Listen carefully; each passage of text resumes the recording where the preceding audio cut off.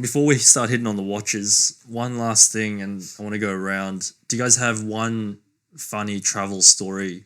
And if you can't think of it straight, top of your head, give yourself a minute, where you've either been misjudged, and I don't want to go, we're not talking about someone racially abused you or something. It's more, where you've either been misjudged, or they thought you couldn't speak English, or they thought you couldn't speak Polish, or like Rag, as you say, when you travel to the south of India, because your family's from the north, right? I'm from the south, yeah. Oh, you're from the south? Yeah. Yeah, so you travel to the north.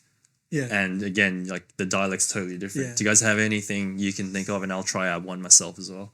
Oh, yeah, now that you gave me a bit of a hint, so I was able to tell you straight away. So yeah, I am from the south and I speak Tamil, as you know. I don't know how to speak Hindi. I just know a few words here and there. So when I went on a trip to North India, to see the Taj Mahal and stuff like that, people there would speak to me in Hindi, because they just assume that you know Hindi. Like, you're Indian, you're in a tourist place, like you look brown, and then like I wasn't able to reply back to them. I was like, oh, sorry, like I don't speak Hindi, I can only speak English or Tamil.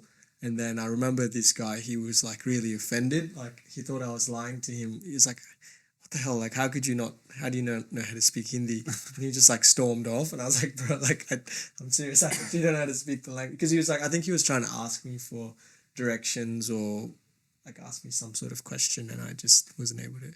So how did it make you feel? I mean, I was like, the thing is like, it's nice to be able to speak Hindi and like all the multiple languages in India, but India being such a big country, like it's quite difficult, and it's, for some people, it's hard enough to speak their own language from the part of India they come from. So like, I think people in India sometimes don't realize how big and how diverse India is. Mm-hmm. And the people in those places, they just think, oh, this is India and this is all I know.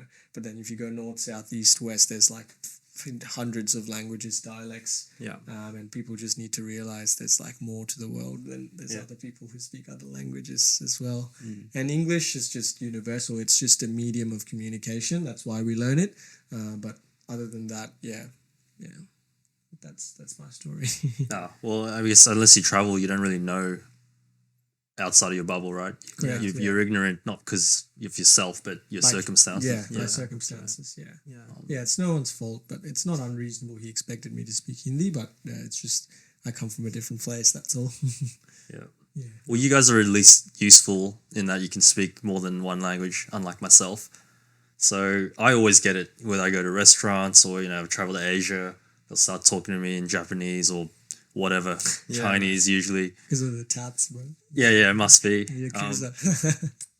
But one I've got is we were at a theme park in South Africa, and in South Africa, I don't know what it's like now, but in school you had to learn Afrikaans, right? Which is the Dutch German language. Yeah. And we were waiting in a line at a theme park, and then one of the Afrikaans guys, he's basically said, like, what the F are these guys doing in Afrikaans? But, like, all of us, I'm not that fluent because I left when I was 12, but like with my cousins. And then he very politely just said, they've got no problem. Do you guys have a problem? And then straight away, this guy was just, he was white. He went even whiter.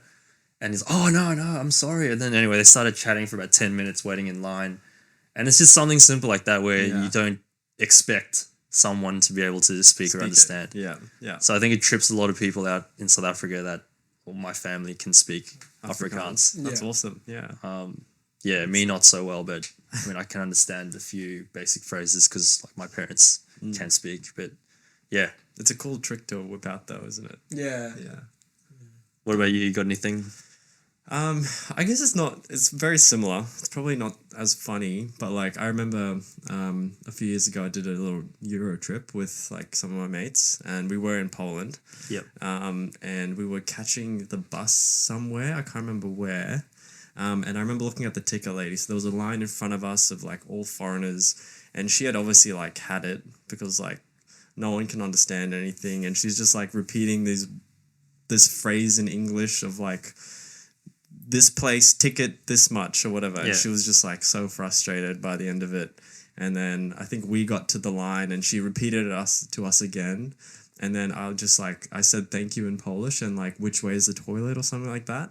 And then you could see just like the shock on her face, and like she actually like started to smile again and perked up a little bit.